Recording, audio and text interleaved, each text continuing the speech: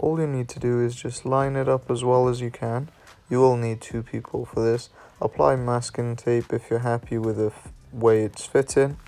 And I use self-tapping screws to fit the splitter because I don't fancy taking the bumper off and putting nuts and bolts. But that's up to you.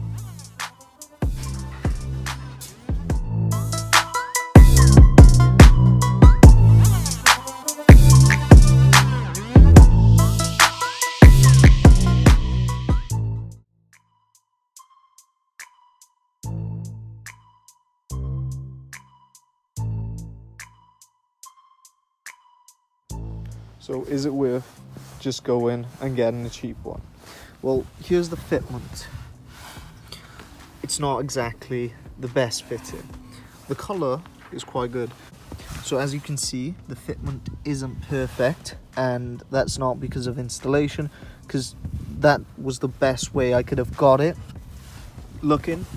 The middle part, it looks sick. Like, if you look at it from this angle, can't even tell.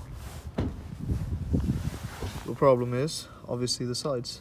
It's still alright. Would I buy another one? Probably not, but I don't know how much you need to spend for one which actually fits properly. Chipped that piece off. If I could have found it, I would have put it back on, but these parts ain't too bad as well. So it lines up there, but like I said, just doesn't line up on the sides. Got some new wheels that I'll be revealing soon as well. Next we've got is the side skirts, obviously need to be done soon as well.